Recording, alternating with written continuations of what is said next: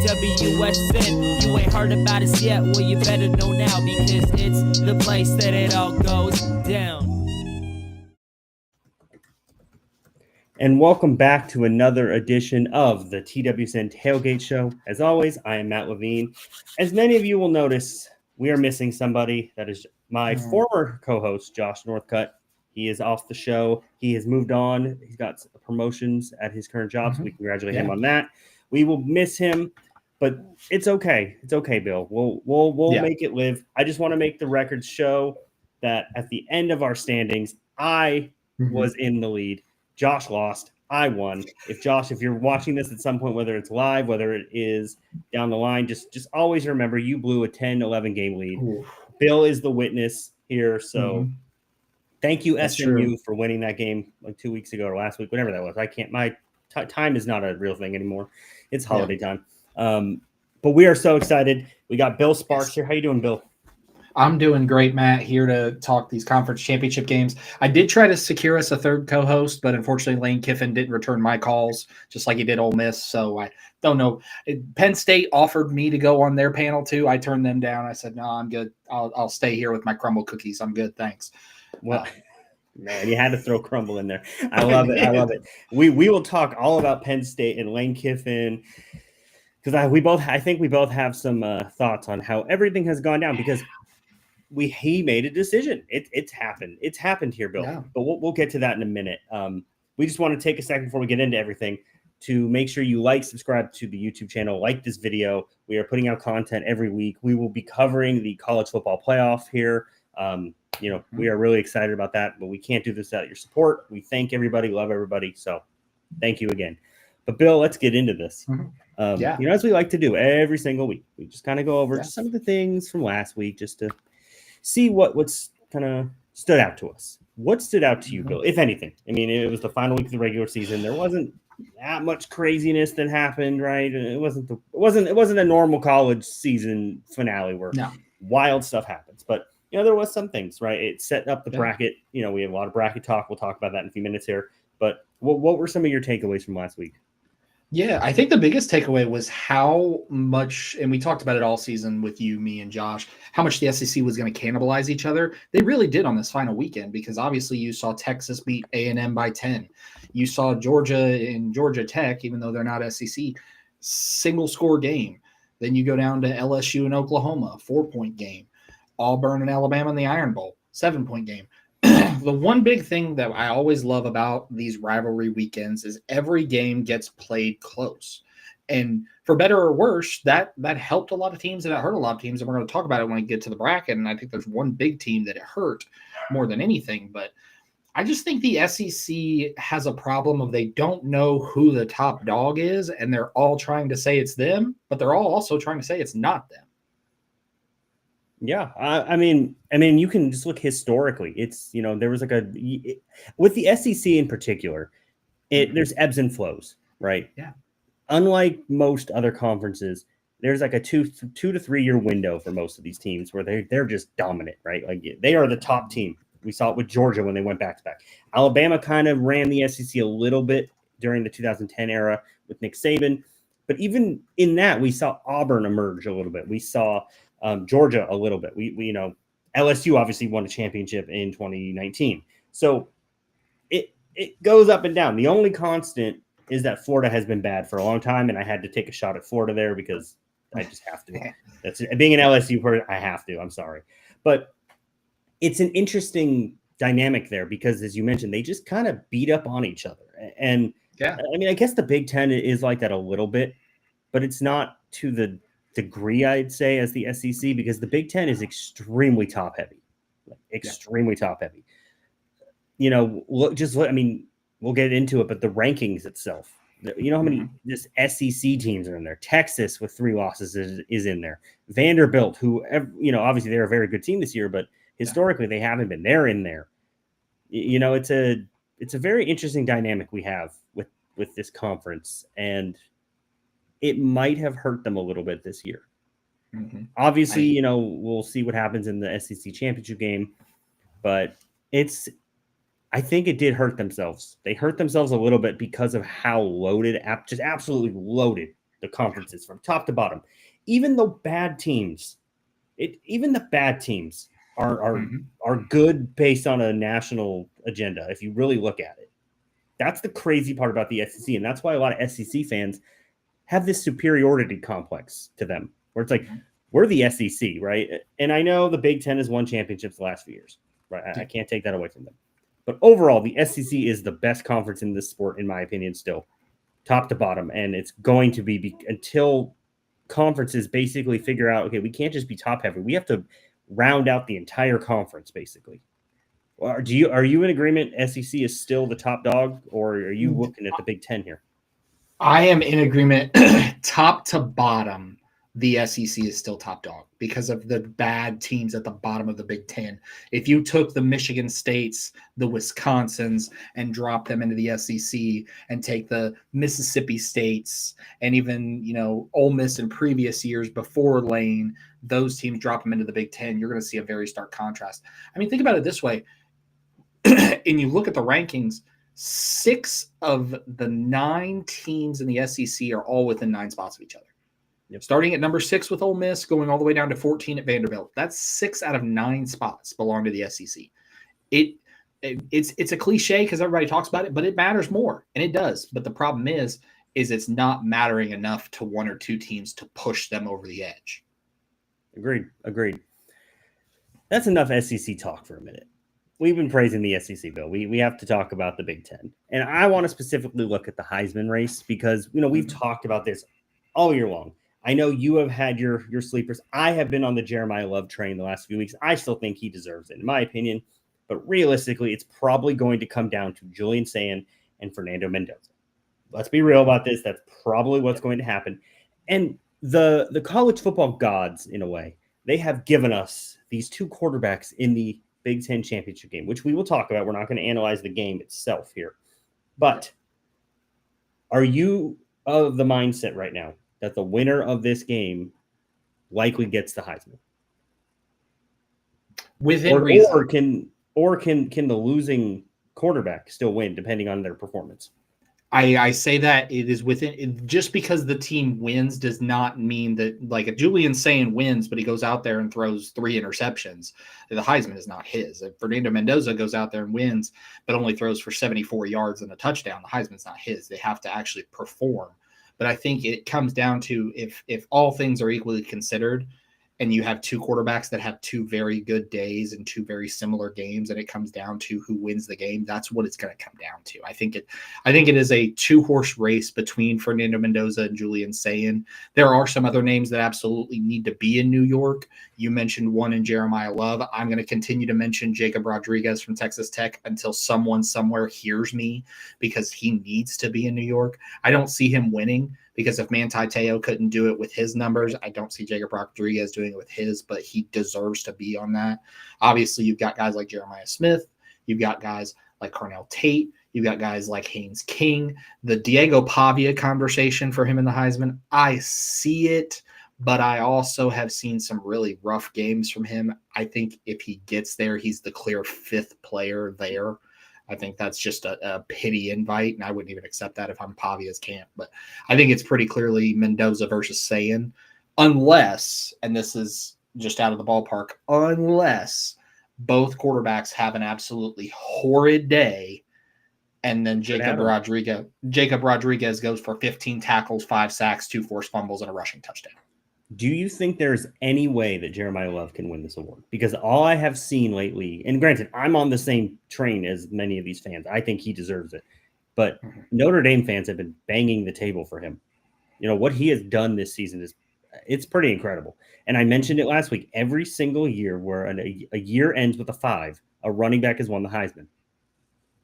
And we're in a year with the ends in a 5. So either the streak's continuing with Jeremiah Love or it's going to end abruptly. Do you see a path where he could win? And it would probably have to have Mendoza and Sayin having horrible games in the championship game. I say that would be one of the reasons, but the one thing that holds him back the most isn't even in his control, and it's Jadarian Price and how good Jadarian Price has looked. Because just like we talked about with Julian Sayin having Carnell Tate and Jeremiah Smith, Jeremiah Love has Jadarian Price in his backfield as a running mate, and that ultimately takes some of the shine off of what he's done. It just goes back to Alabama in '05 when they had Cadillac Williams and Ronnie Brown. And when you see, last year at Penn State with Nick Singleton and Katron Allen, and even a little bit this year, when you have a second running back who, albeit not at the level that Jeremiah Love's doing, Jeremiah Love's on another plane, but when you have someone still having success in the same room and the same team, it pulls a little bit of shine away from you. So I think ultimately, as much as I would love to say Jeremiah Love, because I think he could get there, I think at this point, my Heisman ballot would be Mendoza and Sayin, 1A, 1B, Rodriguez, Love, 2A, 2B, and then you can figure out who the fifth one is. If it wants to be Pavia for a pity vote, be my guest.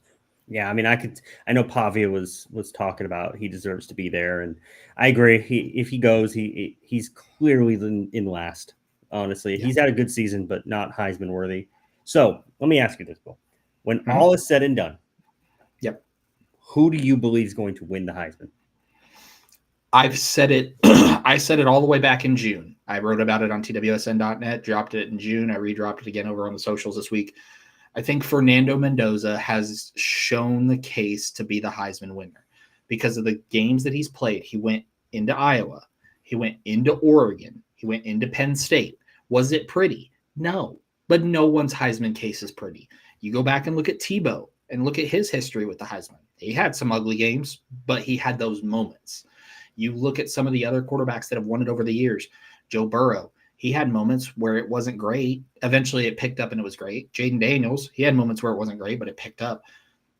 For me, the biggest thing, and people often hate on it, but Julian Sayin hasn't really had that moment that we could point to and say, that's a Heisman winning performance.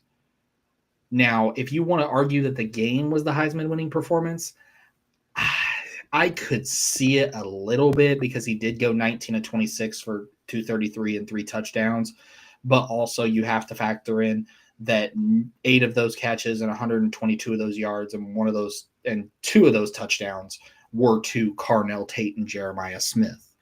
So that's where you have to kind of play it. When we talk about the Heisman, it's an award that is voted on by people who don't watch tape weekly, who don't watch ball weekly. They look at storylines. They look at momentum. And when you look at a storyline, what bigger storyline is there than a guy who transferred from Cal to Indiana, got Indiana an undefeated record, has Indiana at number 2 in the nation, and then wins against Ohio State, who's also undefeated, to win the Big Ten championship? That is storybook. They write that at Disney. That's a Heisman story, and that's the exact way that it'll be presented. And I feel like we've talked about this. I feel like Julian saying having his star receivers, right? Mm-hmm. That is going to, if this is close, I think they're going to give it to Mendoza because he has done this without that. I'm not saying Indiana's receivers aren't good because they're very good, but they're not at the level of Ohio State. All year long, it's been Ohio State has the best offensive attack. Ohio State this, Ohio State that.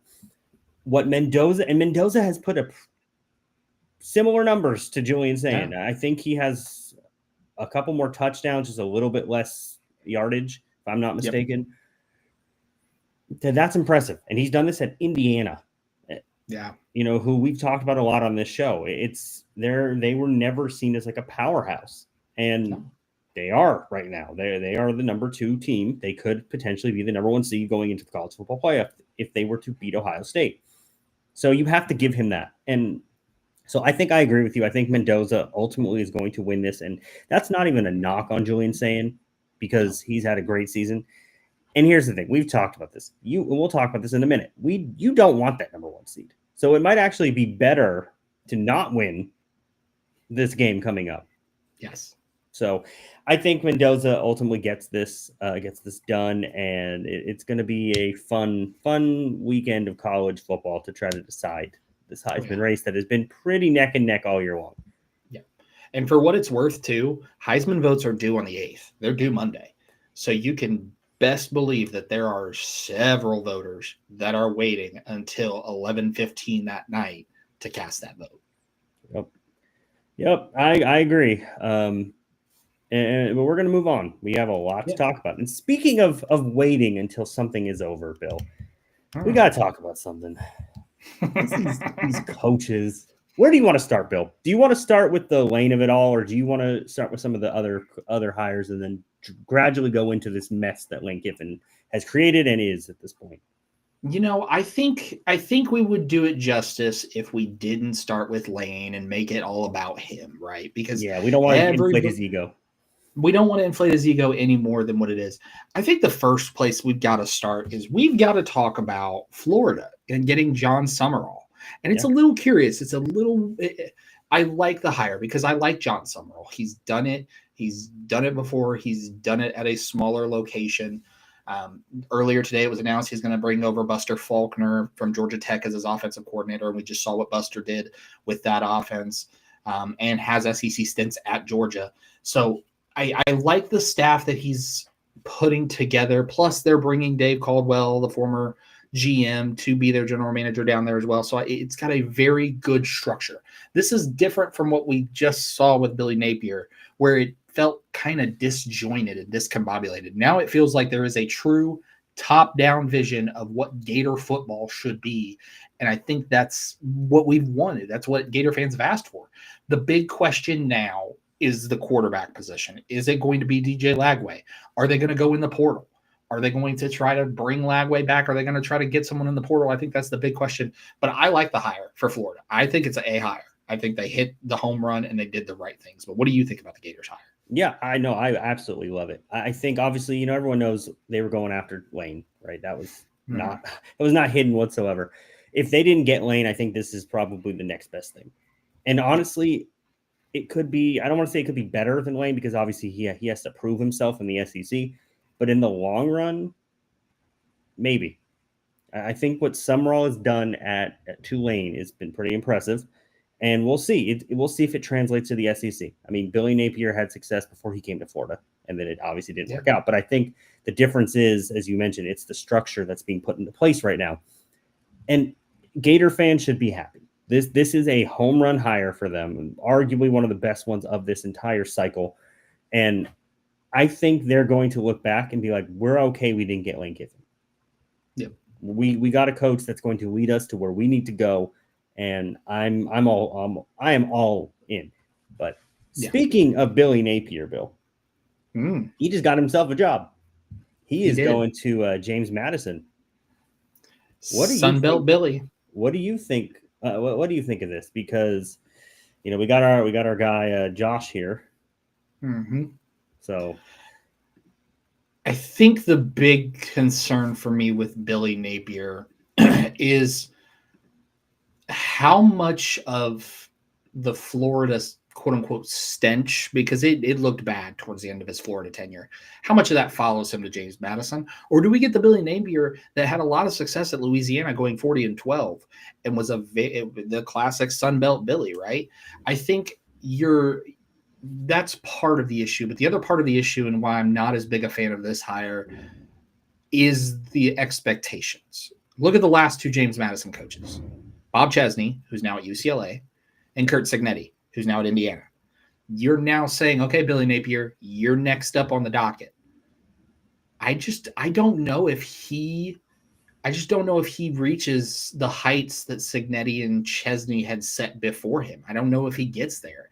And I think it's a good hire, but I also think it's a little bit of a panic hire because they're saying, okay, we don't really have anybody waiting in the wings. We weren't expecting to lose Chesney yet. Who's out there? Billy Napier. He had success at Louisiana. Bring him back. So I think it's a little bit of a capped hire. And I think it's an issue for James Madison because you're going to have this conversation. Either Billy Napier looks great and he's off to the G5 in 2 years, or you panic hired and now all the success that Cignetti and Chesney had before them is now out the window. Yep. No, I agree.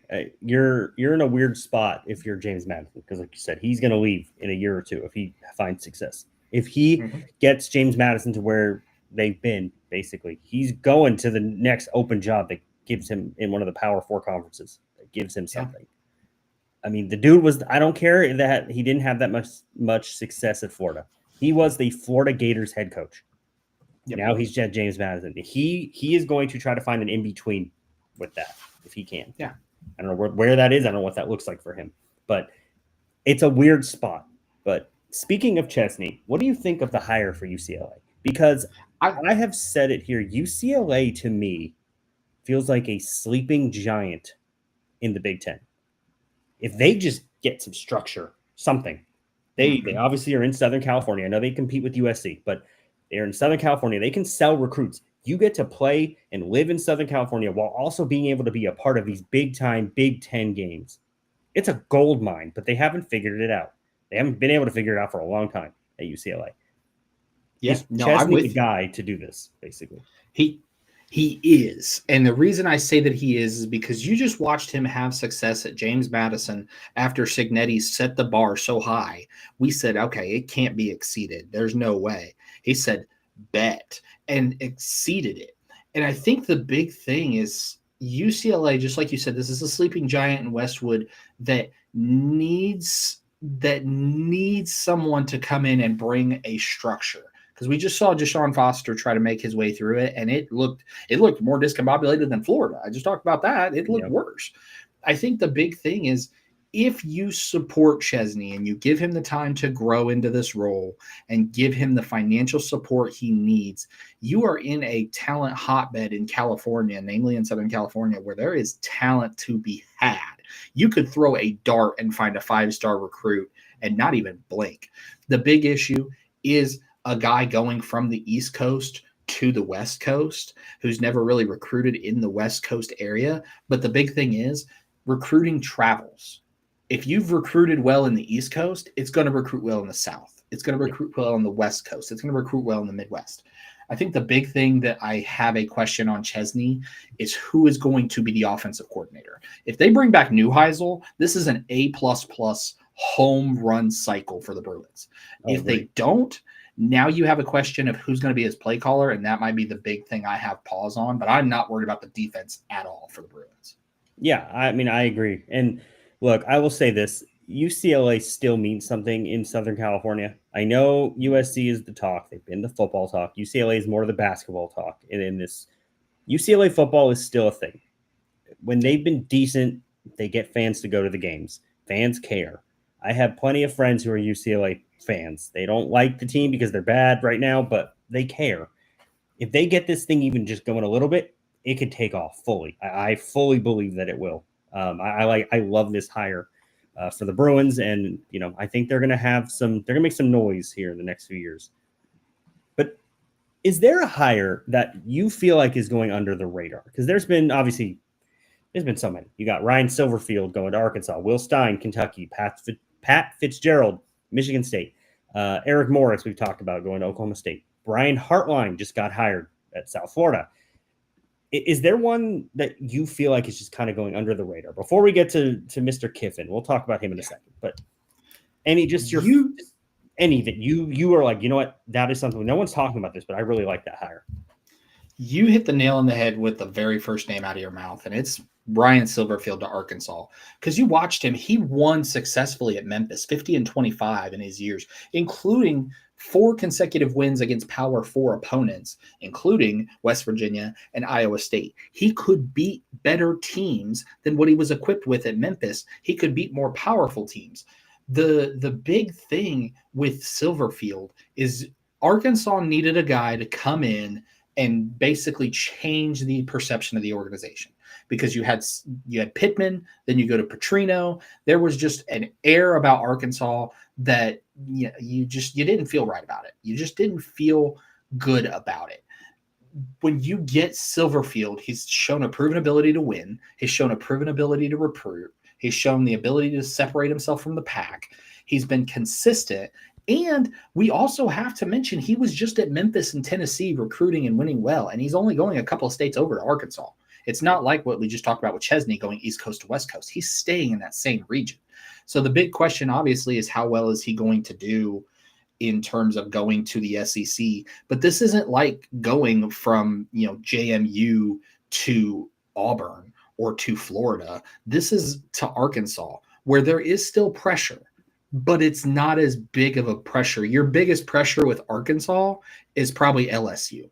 And with the way LSU's been disjointed, I say this now, I would not be shocked if Silverfield beat Kiffin at least once, if not twice, during their tenures. I mean, that's that's a take, and I don't hate it, Bill. I really don't hate it. What do you question? Because before we get into Lane, I have to ask you this. What did you think about Jim Mora going to Colorado State? Because I think that could end up being one of the better hires, because this dude made UConn look okay. Like 2 back-to-back 9-win seasons. UConn has been so bad. So bad. And he built up a program with the Bruins, obviously, 10 years ago, but he's had success at these smaller places. I feel like Colorado State has been in such a weird situation that I feel like he could be the guy to kind of build them back up a little bit. They're not going to probably contend for a title, but I think Jim Mora can at least get them some stability that they've kind of been lacking. And I absolutely love the move for them. Yeah. I 100% agree. I love the move. I love it a little less because my perfect spot for him was Cal and going back to California. Obviously, he had success at UCLA, going back to Cal, but stopping at Colorado State, because now you have the conversation and it is out there. How much longer are we going to see Dion at Colorado before he either goes to a larger job or goes to the NFL? And then at that point, you're now the head guy in the state of Colorado when it comes to recruiting. And let's not slight Jim Mora at all. This is a guy who led UConn to 3 bowl seasons in 4 years there. And prior to him getting there, they went once in 11. Yep. He is a guy that knows how to coach, especially with back-to-back 9-win seasons at UConn. My only concern with Jim Mora is how much longer does he want to do this? Because it feels like we're nearing the end of his tenure. It feels like we're probably going to get 3 more years out of Mora, and that's probably going to be it.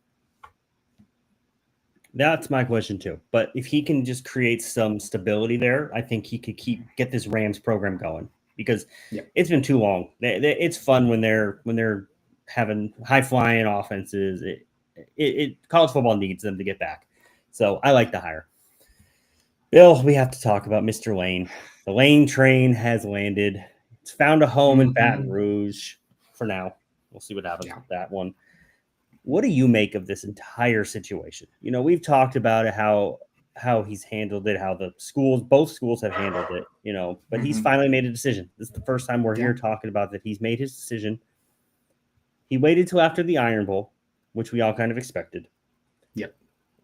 What do you make of this whole thing, basically? And do you believe that this was the right move for Lane to make?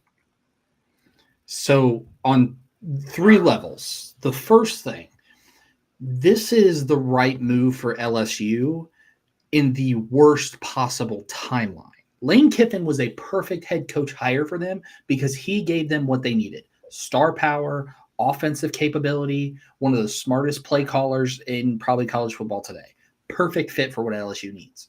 You needed a voice, so to speak, a guy who's like a pro wrestler when it comes to being a head coach. He can cut a promo like nobody's business.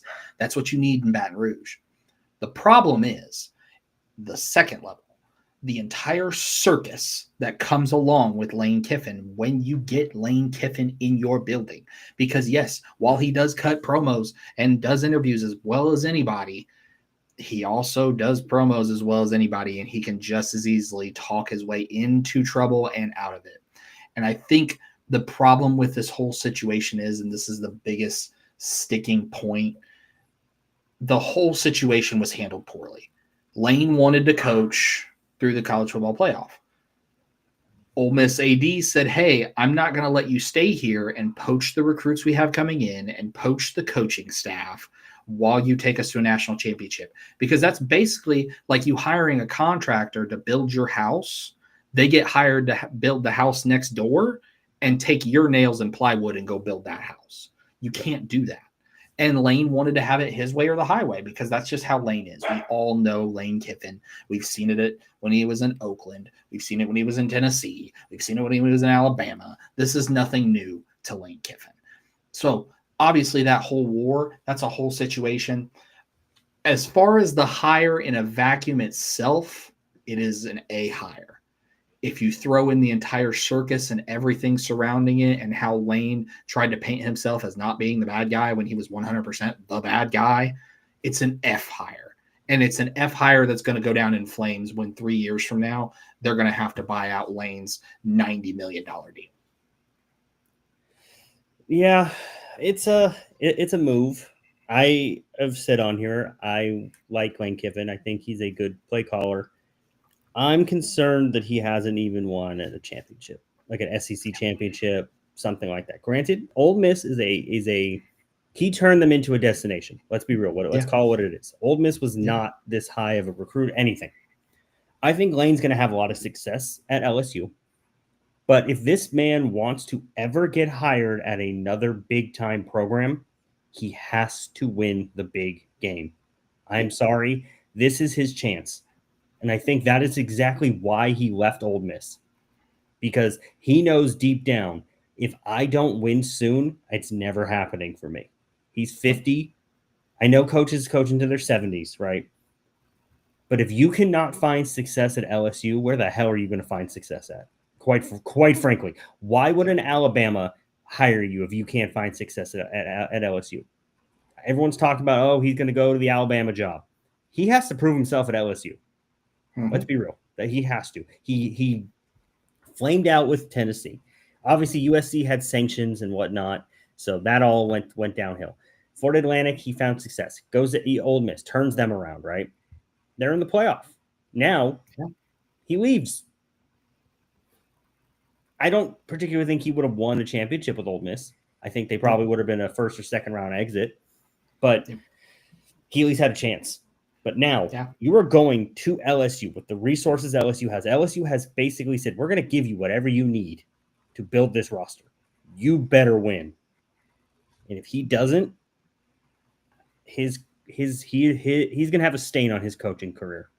Mm-hmm. Because the best way to shut everybody up about how he left and all this nonsense, go win a championship. Yep. Go win a championship. Because can you just imagine a Lane Kiffin press conference after he wins a championship? Oh, an otherworldly meme capability. Literally. Before we move on, I have one question for you. Yeah. Did you take it in the same manner that Nick Saban told him that LSU is a better job than Alabama? Because I don't know if anyone has not heard the press conference, go listen to it.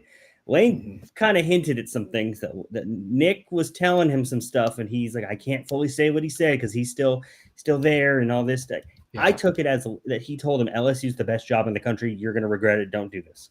Don't miss this opportunity. That's the way I took it. That's the way I took it, and I don't think it's necessarily Saban saying, hey, Bama's a worse job than LSU. I think it's Saban saying, hey, I'm cognizant that in Alabama, I have to recruit against Auburn and Georgia and a little bit of Florida and a little bit of LSU. But at LSU, who do they have to recruit against in state? Tulane, maybe, if you're feeling frisky. It's just a better job from a recruiting standpoint. And I think that's one of the biggest reasons why Lane took that job too, is as much as he loves Ole Miss, because he does, that turned his life around, he was never going to have a number one recruiting class at Ole Miss. It's just not possible with just what we talked about in the opener, how top heavy the SEC is. The NIL has leveled the playing field for teams. It has. But it just because it leveled it does not mean there are teams out there with still giant ladders to tower over people like Georgia and LSU on their name alone. Yep. I'm 100% agreed. And this is it for Lane. I talked about it. He doesn't win. He's never going to do it. I don't think he goes anywhere any higher than LSU. If he can't win, if he wins a championship at LSU in the next 2 years, Alabama's open. Texas might be open. Maybe Ohio State if Ryan Day keeps messing up at some point. Fans wanted him gone last year. But if he cannot win in the next year or two, I'm sorry. This is his ceiling. And it's going to be interesting. We're going to see how this circus plays out. But we got to move on because we got some actual stuff to talk about. Lane Kiffin is not in the playoff any longer, so we do not care about him. Bill, who is your fraud of the week? As we like to do every week. This is going to bleed into some of our other stuff. But Bill, who is your fraud of the week for this final championship week? For the final championship week, my biggest fraud of the week. All season, we've been told by the committee that Notre Dame has done everything right. They lost their first 2 games and they did everything right, and they should still have a chance to compete for a playoff spot. Then why on earth would Alabama leapfrog Notre Dame when Notre Dame didn't even play? My biggest fraud of the week that I've ever had on this show is the College Football Playoff Committee for allowing this farce of Notre Dame having a shot to get in the playoff even go on as long as it did. Because now they've put a trap door in place. If BYU wins the Big 12 title or gets waxed, now you have a conversation of Notre Dame and Miami right next to each other. And that is going to make life hell on earth for the playoff committee, because you're either going to say that head-to-heads don't matter, or if you do say head-to-heads matter, well, then guess what? You got to bump Alabama out now too. So now you've just created a whole mess of situation when this could have been avoided by never putting Notre Dame in the top 12 to begin with when they got beat by Miami and Texas A&M. Those are the 2 best competitions they had all season, and they lost both games. Close games, yes, but they lost them. They should not be in the top 10. If you want to put them down at the 14, 15 spot with Texas and Vanderbilt because you want to keep them there to keep their name and people watching the rankings to see this will they, won't they, I'm all for it because I love the drama. But now you've put yourself into a corner where you either have to say head-to-head doesn't matter, or head-to-head does matter, but it only matters to these 2 teams. Yep. Yeah, it's a conundrum, and we're going to watch everything play out. But I love that. I love that you're calling them out for that, Bill, because that's just been a talking point all year long. Credit to Notre Dame. I will give them that. They, after going 0-2, they have rattled off wins. And they have a chance. They have a chance to get in, and we'll see. The committee loves them. The committee loves them. Let's just call it what it is. The committee loves them.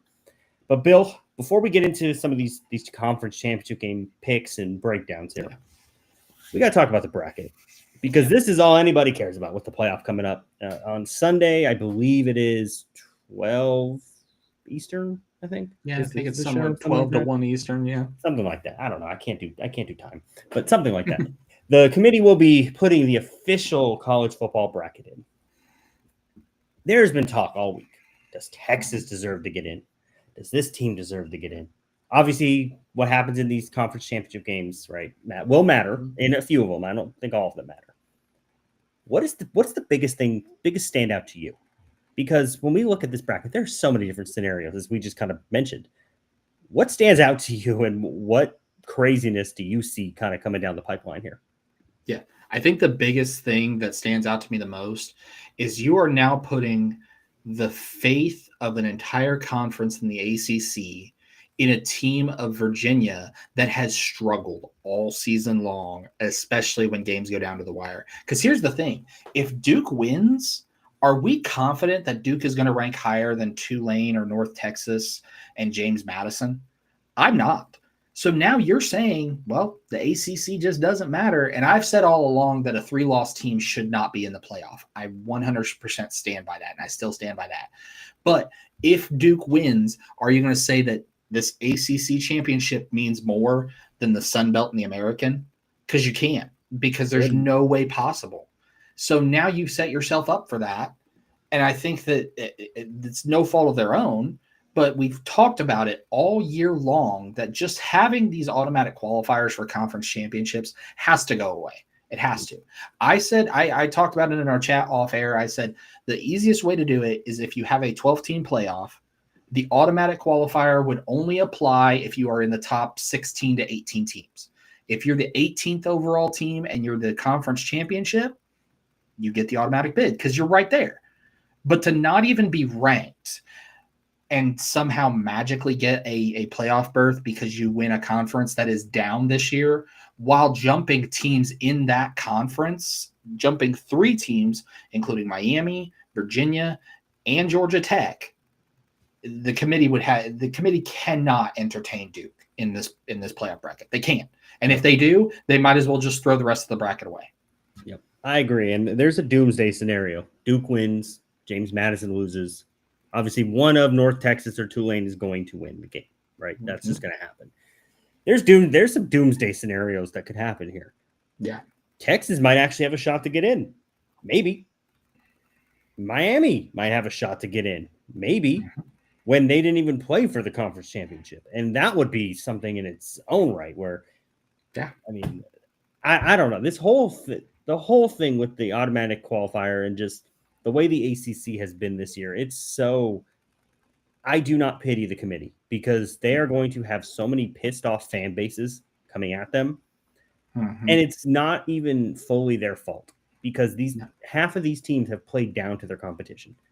This is also why I was never, I'm probably in the minority with this. I didn't like the 12-team playoff, personally. Why do we need 12 teams? I'm sorry. Yeah. Realistically, every year, I know last year, Ohio State obviously was I think they were the 8th team, and they went on and won, and they went to win. But top 5 teams usually are the ones winning the championship. They're the best teams in the country. We have to make these games mean something. You can't just say, oh, you lost 2 games, now you're in. I'm not saying we have to go back to the BCS where it was like just random. It felt like it was random half the time. But 12 teams seems to be a lot to me. But we can't change that, so it doesn't really matter. That's just my personal opinion. But Virginia needs to win this game. That's all I know. Virginia needs to win this game. Otherwise, the ACC has a massive problem on their hands because they might be without a team in this playoff. And if that happens, one of the Power 4 conferences, that's pretty bad. Recruiting, just reputation, everything. Now, it's great for these smaller schools because at that point, you're probably going to get James Madison in. You're probably going to get Tulane. You're going to get two non-Power 4 teams in, most likely. I'm not going to sit here and say that James Madison can't lose the game, which is great for the sport as a whole. But for viewership, for just pure football, I don't see them really having much of a chance. Like James Madison going up against Ole Miss, for example. Yeah. I don't know. I think Ole Miss probably beats them pretty handily. So it's tough, but I don't know. I mean, you have Vandy that wanted to play another game to improve their whole resume. It's like, let me ask you this, Bill, because we have to get into these games at some point here. Yeah. Vandy, the teams that interest me the most right now are Vandy, Utah, and Texas. Yep. Do you think any of those 3 get in? No. I think Vandy has the best case, in my opinion. But I think if you're gonna tell me best case, it's gonna be Utah. And the reason I say that is their 2 losses are against the 2 teams playing for their championship. Fair. I hear that out. Texas, I think, has no shot because, yes, while they did lose to Ohio State, they also took Mississippi State to overtime, took Kentucky to overtime, lost to Florida. Their resume just it's a hard stop fast rule. You can't do it with that type of a resume, regardless of whether you lose to Ohio State or not. Vanderbilt, you lost to the aforementioned Texas, who I just talked about their resume. That's the one thing that would hurt them. Yep. And then you also lost in Tuscaloosa, and it wasn't particularly close. It was probably closer to a 30-7 waxing than it was 30-14, which was the final. I think if you're gonna make the case for anybody, it's gonna be Utah, which is why it was the most shocking to me to see the committee drop them 2 spots. Because now the committee has painted themselves into a corner to say, yep, we don't have to worry about Utah. Because here's the thing. If Utah didn't do anything, and let's say BYU wins the conference championship, now that loss against BYU, where they played them to 3, 24-21, looks even better. True. Or let's say Texas Tech wins the Big 12 championship. Now, one of their losses is against the conference champion. Utah could win without even playing this weekend, but I bet that's why they dropped them those spots. Yeah, I could see that. Texas is the one that we've been seeing everybody talk about. You know, obviously they upset the Aggies this past week. I think for Texas, you can't lose to Florida. That's the big one to me. The Ohio State game, whatever, week 1. There is no business to lose to Florida. I'm sorry. No. You cannot go. And it's not even that they lost to Florida. They got beat down by the Gators for most of that game. Arch Manning looked like he didn't belong on the field for a minute in that game. No. So we have to hold them accountable to that. If we really want to look at the season as a whole and say, hey, these games matter, you have to be able to do that. You can't just look, oh, they beat Texas A&M. Okay, they're going to get a spot now. They also got blown out by Georgia. I'm sorry. Sorry, Longhorn fans. I don't see it. I really don't see it. But yeah, I don't foresee too much craziness this week. But that's just me. But let's get into that, Bill, because these conference championship games are honestly going to determine everything, as we all know. Yeah. We're going to start because we got a team that has something to fight for, basically, here with James Madison. Yeah. I mean, taking on Troy. Because honestly, this game interests me because it's the Sun Belt, right? Like, in James Madison, we've talked about them, and no, I don't know if they get in with a win. It just really depends on what happens with the other game. But Bill, do you think James Madison's going to win this game, or do you see Troy pulling the upset and kind of ending their college football playoff bid? It's James Madison, and it's going away because this Troy offense is absolutely anemic. The only thing that will save Troy is James Madison is 130th in the nation in penalty yards, getting average of 77 penalty yards a game. If James Madison doesn't tighten that up and gives Troy short fields, 1st and 5s, 1st and 2s, whatever that may be, Troy has a puncher's chance. But I think just purely based on what you're talking about talent-wise, James Madison's a top 5 defensive team in the entire nation. They're a top 20 offensive team in the entire nation. They're a top 10 rushing team, top 10 scoring team. They have every bit of offensive firepower. But the one thing that will hurt them is that penalty. If they continue to get penalized at that rate, it's going to allow Troy to hang in there. And for me, James Madison not only needs to win this game, they need to do it convincingly. Yeah. Because if you leave it up to the committee to decide between the Sun Belt champion, the American champion, and the ACC champion, guess which one they're not picking? Sun Belt. I agree. And I'm going to take James Madison too. I think they're going to win the game, but I think they need some help to get into the playoff. They need to be the biggest Georgia Bulldog fans in the world, in my opinion. Yep. And Texas Tech. They need to be biggest fans of those two. They need the favorites to win the game to get in, basically. But so we'll see. It's been a hell of a season for James Madison, and if they get rewarded with the playoff spot, that'd be pretty cool. It'd be a pretty cool story. But I have a hard time seeing it happen, in part because of what is going on over here in the AAC, who is more than likely going to get that one qualifying spot that we have talked about. Now, maybe 2 teams get in. Who knows? Weird things have happened. Maybe both of these teams somehow get in. I don't know. Weirder things have happened, Bill. This is a close game. Some other teams lose. Who knows? North Texas taking on Tulane. Both coaches are leaving. Yeah. After, I think Summerall's staying for the playoff if they make it. Not entirely sure. Morris will be as well. Both of them will be. Okay. I thought. Okay, I wasn't entirely sure. Okay. Yeah, so both of them got are staying at some point. They're going to leave at some point, which makes this one of the weirder games we have seen in a long time. These coaches are basically lame duck coaches. Obviously, they got hired somewhere else, but it's just kind of a weird situation.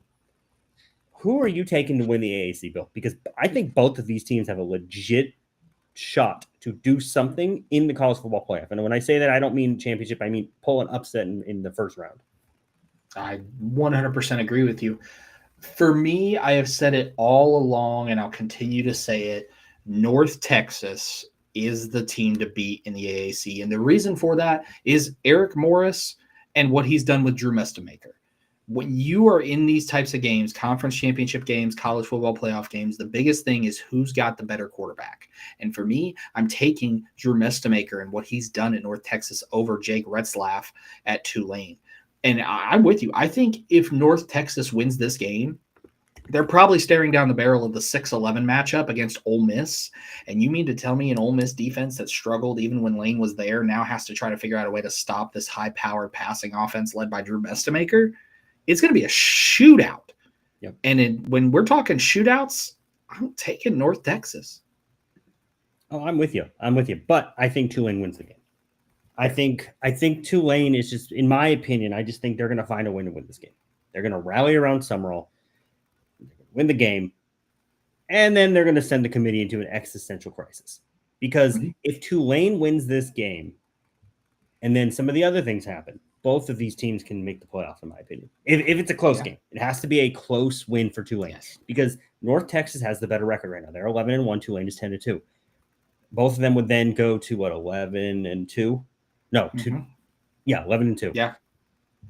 That's if other things happen, we could see both of these teams make the playoff, which would be kind of cool. It would be kind of cool. Not great for, and the difference I think between these and a James Madison is I think again one of these two teams, if not both, could potentially pull an upset in the first round. I don't see it with James Madison. I don't, and so this game is going to determine for the bracket in total. But I think Tulane wins. I think they get into the playoff. Maybe North Texas, depending on what happens. Summerall goes out with a bang, and we'll see. On his way to Florida, that also helps his credibility with the Gators. We'll see what happens. This is me praising the Gators. This doesn't happen very often. I already took a shot at them during this show, so we'll see what happens. To the game that's just giving everybody headaches, Bill, because this game is so annoying. It's so annoying. We got Duke, who has. I'm sorry, no offense, Blue Devil fans, you don't deserve to be here. You don't. No. This should be Miami against Virginia at the worst. Yep. Bill, does Virginia get into the playoff, or does Duke's make everybody go crazy out in the ACC and somehow win this game and send everybody in the ACC into a spiral? You know what's so wild? This ACC championship game is a matchup of two teams that you don't know what you're getting from either side. Yep. Duke has played really well offensively, and Virginia has played really well defensively. But over the last month or so, neither of those have been true. Duke has looked outmatched, and Virginia has gone down to the wire. This is doomsday, like you talked about, not only for who wins this game, but just this game in general. For me, on a neutral site, because Duke has struggled on the road, on a neutral site, I'm going with the Blue Devils to cause some chaos because I just still cannot control and trust in Virginia. I just can't do it. They haven't shown any ability for me to trust in them. Taking the Blue Devils, man, I like it. I like the boldness there. I'm going the opposite. I think Virginia is going to win the game. I think they played with fire, obviously, as we've talked about many times. And as you said, these two teams, you just don't know what you're going to get from each week to week. And it's maddening to watch. But I think Virginia squeaks out the win, maybe by like 10. It's close. They start pulling away a little bit down the stretch. The ACC gets into the playoff. They have a very short-lived playoff run, probably going to get bounced in the first round. But you know what? It's a hell of a story for Virginia to get into the playoff. Honestly, the fact that they're even here is pretty impressive. Give me the Cavaliers to win the ACC and avoid a doomsday scenario with this conference. I think what they've done there, I think they just need to show up, in my opinion. Duke has been so bad. Virginia has just been a little bit better, in my opinion. So Cavaliers, you're going to don't let the conference down, basically. Otherwise, who knows what happens, because Miami may not make it either. So I don't know. The ACC is a mess. It's just a straight mess. But enough ACC talk. We don't care about them. They don't matter. They're not doing anything. We're going to go over to a game that actually does have full playoff implications. Both of these teams are very capable of winning this game, in my opinion. We've already seen this game take place. Texas Tech blew BYU out of the water. Are we going to see a rematch? Not rematch, sorry. A redemption moment for BYU. They kept their coach, Bill. They Crumble Cookie CEO invested in BYU to get this coach back. The Mormon Church came to bat for BYU. They stole their coach back. Are they going to rally around this, or are the Red Raiders just going to make them look like fools like they did a couple weeks ago?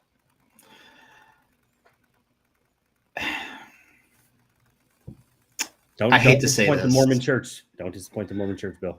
I'm going to disappoint the Mormon Church because Texas Tech is absolutely going to wax BYU because, again, like we talked about, they already matched up once, and it wasn't pretty then.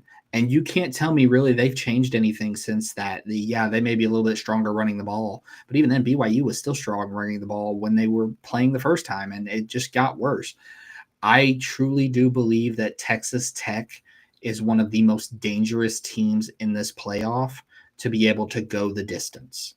And I don't say that about a lot of teams, but this is one of those teams. If Baron Morton gives them steady quarterback play, this defense from front to back is the best defense in college football. Let me say that again. This Texas Tech defense is the best defense in college football. Ohio State has the best players in Arvell Reese and Caleb Downs, but from the best unit, front to back, scheme, play calling, top to bottom, it's Texas Tech. Give me the Red Raiders early and often. Man, I love it. I'm with you. Sorry, Mormons. We can't do it. I'm sorry. You had a good run once again, and it would be a really cool story if BYU were to get into the playoff. Just because they've been good pretty much every year. They just always fall at the last second. They're going to do it again. Red Raiders are going to probably get a top spot here in the playoff. It's the Big 12. It's just been so good this year. It's been really awesome to see. Red Raiders are going to win the game. BYU's going home, and there is not going to be too much chaos from this game, in my opinion. Speaking of defenses, Bill, since you just called out this team, I did. Ohio State Buckeyes taking on the Indiana Hoosiers. This game to me doesn't mean anything. Barring one of the two teams losing by 30 points. And even then, I'd still probably put them into the playoff. Yeah. But realistically, I don't think this game means anything other than bragging rights for the conference. Saying, oh, we won the conference. And even then, if you want to win a championship, you may not want to win this game, as we have talked about. Bill, where are you going? And after you give your pick here, I have a question for you. So you hit the nail on the head. This game could not matter any less than it already does because both of these teams are in. If they lose and get blown out, then they're probably the 10 seed and still get in. That's how locked these two teams are in. So now it's purely for bragging rights. It's potentially for the Heisman. But again, both Ryan Day and Kurt Signetti, they're not here to get Big Ten championships. They're not here to win Heismans. They're here to win national championships. That all being said, I am taking the Hoosiers here for two reasons. Number one, this is a home game. It is a 41-minute drive from Bloomington's campus to Lucas Oil's parking lot. As someone who lives in the state of Indiana and made that drive, you can do it in 35 if you speed. Don't speed, drive responsibly. Number two, the right side of this Ohio State offensive line is concerning because you watched it when they played Michigan. And that first interception from Julian Sayin, pressure comes from the right side. It forces the pressure to move over into the gap. Julian Sayin's unprotected. He throws the interception because he doesn't see the defender. Guess who lines up on that right side? IU's best defensive end, Mikhail Kamara. It's going to be a problem. And I hate to say this, but Ohio State fans are not going to want to hear this. It's got to get fixed before we get to the college football playoff. Because you look at that bracket, Georgia, they're down defensive line-wise, but it's still Georgia defensive line. Yep. Texas Tech, Texas A&M, Notre Dame, Miami if they get in, Oregon, Oklahoma. Defensive lines are going to rule this college football playoff, and it's going to make your life hell on earth. And if you're Ohio State, you want to lose this game because now you're staring down the barrel. If you win, you're locked in as the 1 seed. You're probably getting either Alabama or Oklahoma in round 1. You're getting the winner of Notre Dame. And then you're getting the winner of Texas Tech, Oregon in round 2. That's a death march. So for me, if I'm Ohio State, I say, hey, I want no part of this. Give Signetti the championship, the Big Ten title. Don't even care. I'm taking the Hoosiers because I think the Hoosiers match up very well with Ohio State, as much as people don't want to admit that. They match up very well with this team, and I think the Hoosiers take this game. I mean, you've been on the Hoosiers all year long, so I credit you for sticking with them through everything. You were one of the first people to put anyone on the Hoosiers here, so credit to you on that.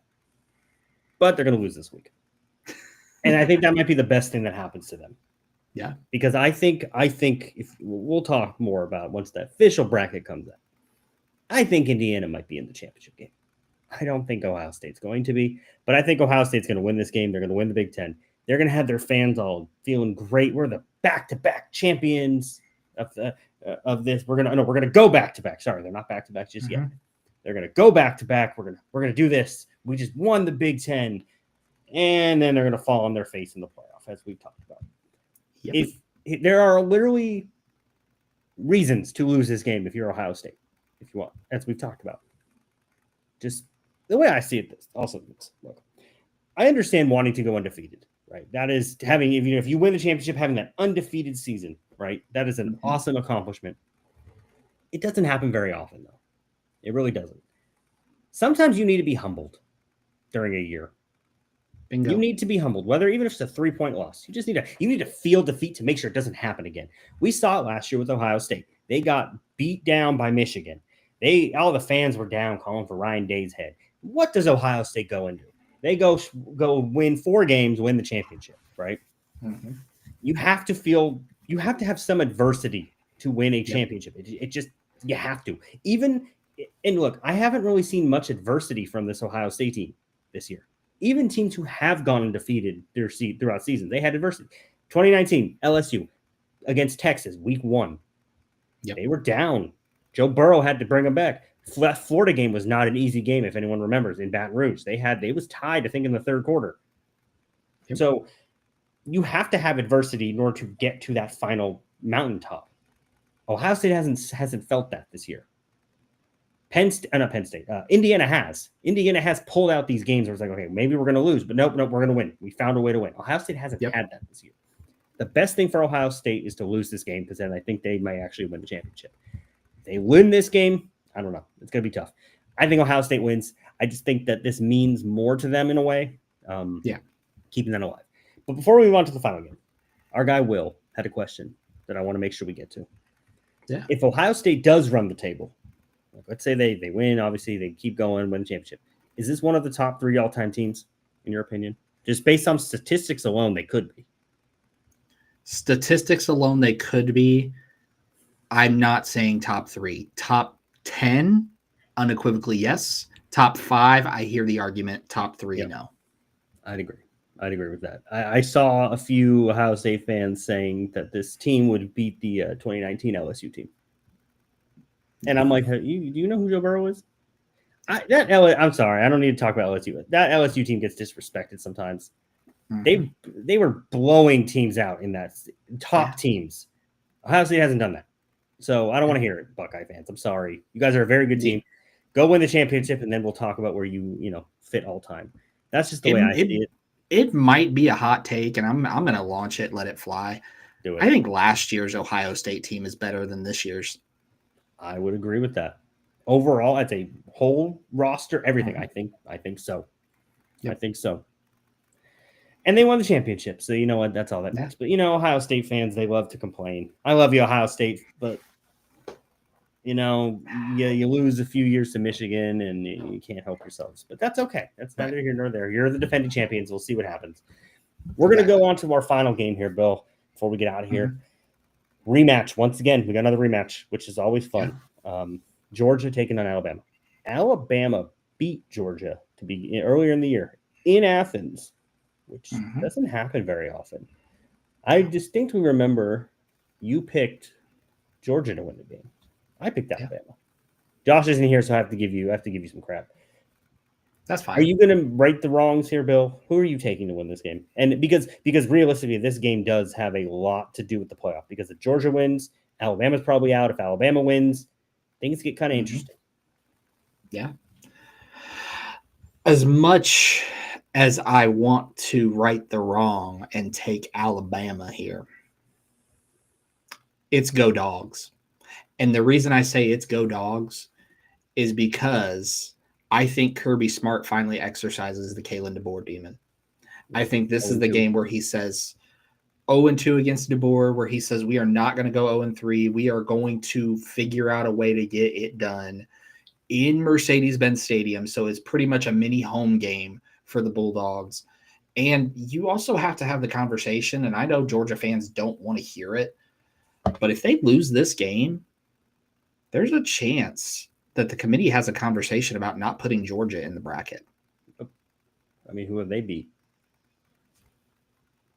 They Bingo. haven't beat too many top teams. Oh. And they lost to the one team that they did play. Yeah. In Alabama. So this is a must. I think this is a must win for both sides. Yeah. I think Georgia obviously has a little bit better of a chance to get in if they were to lose. Alabama's done if they lose. They're out. Yeah. They're completely out. And then the talk about DeBoer gets stronger, and who knows what's going to happen there. Everything's telling me to pick Georgia, but I just have a weird feeling that Alabama's going to win the game. I don't know why. I just have a really weird feeling, especially after they kind of played down to Auburn a little bit. Granted, Iron Bowl, anything weird crap happens. Nick Saban called it the nightmare. What do you call it? Call Auburn. Basically, it's basically the place of nightmares. I think. Yeah, place. Yeah, exact phrasing. Yeah, something like that. I just, I don't know. I don't know what to do here. The only reason that I say Georgia is because if you remember that Alabama game, they were shut out in the second half. Yeah, they were. Georgia, we're going Georgia. I don't think Kirby loses twice. No. Kirby reminds me weirdly of Bill Belichick. Just the way his mentality is. It's like, you might beat us once, but you're not beating us twice. Give me the dogs. Dogs. As of right now, I'm putting it down. Depending on how the bracket obviously comes out, Indiana and Georgia in championship game. That's just the way I see it right now. Obviously, you have to see how things shake out, but go dogs. I hate saying that as an LSU fan, but that's okay. Yep. We will live. We will live, Bill. Yeah. It's going to be a fun weekend. It's going to be a real fun weekend to see how this all shakes out. But before we get out of here, Bill, any last things you want to say, whether it's on the playoff, whether it is on coaching stuff, whether you just want to put a crazy rumor out there that you think could happen that maybe does. I don't know. I'm going to throw this into the world, and I don't think it will happen, but I'm going to throw it out there. Penn State makes a last-ditch effort and backs up the Brinks truck for Lincoln Riley on the West Coast. At that point, they have nothing left. They're already looking at an early signing group of 2 commits, and they're in the 130s. At this point, you go to the one person who is not represented by Jimmy Sexton and say, we will give you everything that you could ever want, desire, and need. And if I'm Lincoln Riley, I strongly consider it because of the simple fact that the conference that you'd be in is the Big Ten, but you remove all that 2,000 miles of travel every week. I don't think it happens, but I think if you're Penn State, you've got to throw the bag at them and you've got to give every shot you can to make it happen because you've failed thus far. Because for Penn State, if you promote Terry Smith to the permanent head coach, while that is a great hire for Terry Smith, it is an absolute failure on this entire organization to go and swing and miss on every single candidate and then just promote your interim. You can't do it. I agree. And you hit it right on the head. Penn State's recruiting has been atrocious. Their early signing was, man, it's not great. It's not great at all for them. They need to figure something out because right now they are being left out in the cold, and every other job is, I don't even know who's still left. They're gonna have to poach somebody basically. Maybe Dan Mullen. Who knows? Who knows? I'm just throwing that out. Maybe that might be. They called me yesterday and I turned it down. So take that for what it's worth. I mean, I would have taken the job, Bill. I love this show, but maybe we do both. Maybe we could be sponsored by Penn State or something. I don't know. Right. We'll figure that out. We'll do the tailgate. We'll do the tailgate live in between. TWSN. We call the play. It will still be the TWSN tailgate, but we'll be out there. We'll be in University Park. It'll be great. It'll be cold. Absolutely. It'll be the whiteout. It'll be great. It'll be fun. But that's going to do it for us here on the TWSN Tailgate Show. We will be off next week as we get the playoff together, and then we will be back on December 18. Yeah, I think it was 18. 18. So Yep. 2 weeks from now, we'll be back in 2 weeks to go over the playoff. We will break everything down. We're going to break down every single game on the playoff. We might even have a few surprises up our sleeve. We'll see. Well, we're in negotiations here. But we want to thank everybody for tuning in. Make sure to like, subscribe to the YouTube channel, to this video, like this video. It really does help with the algorithms and everything. But that's going to do it for us here at the TWSN Tailgate Show. We will see you in a couple weeks. Have a good evening, and we'll see